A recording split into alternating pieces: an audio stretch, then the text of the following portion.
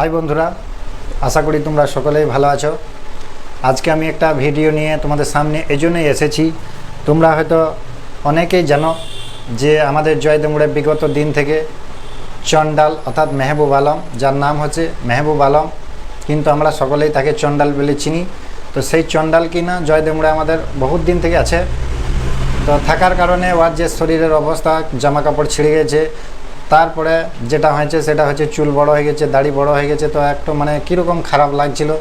তো আমরা কয়েকজন মিলে ওকে ভাবলাম যে ওকে পরিষ্কার পরিচ্ছন্ন করে দেবো, তাকে একটা ড্রেস কিনে দেবো, নখ কেটে দেবো, চুল কেটে দেবো, দাড়ি সেভ করে দেবো, মোচ কেটে দেবো, সমস্ত কিছু করে দেবো।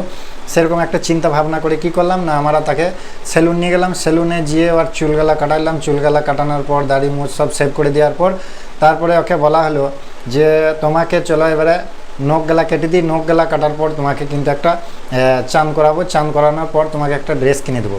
তো সে কিনা ভয় পেয়ে গেছে।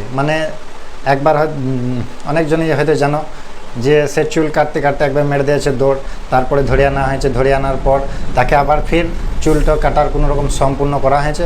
সম্পূর্ণ হওয়ার পর তাকে এই কথাটা বলা হয়েছে যে চলো এবারে তোমাকে চান করে দেবো, চান করে তোমার নখ গলা কেটে দেবো, নিয়ে তারপর তোমাকে একটা ড্রেস কিনে দেবো।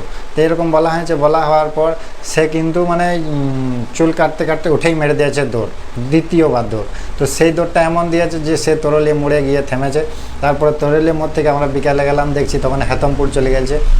তো আমাদেরকে অনেকজনাই অনেক কিছু বলছে হয়তো যে আমরাই নাকি চণ্ডালকে বা মেহবুবকে তেড়ে দিলাম, কিন্তু আমরা কি সত্যিকারের তেড়েছি? আমারও তার ভালো করতে চেয়েছিলাম, কিন্তু হয়তো সে মানসিক ভারসাম্যহীন বুঝতে পারে নাই বলেই সে ভাবছে বা ভয় খেয়ে গেছে যে আমার কিছু ক্ষতি করছে, কিন্তু তা না, তার ভালোর জন্যই আমরা করছিলাম, কিন্তু সে বুঝতে পারেনি। কিন্তু আমাদেরকে অনেকজনাই বলছে কি না তোরাই মেহবুব অর্থাৎ চণ্ডালকে তোরা তেড়ে দিলি জয়দেবমুড় থেকে। তো আমরা ভাবছি যে চণ্ডাল অর্থাৎ মেহবুবকে আবার আনতে যাব।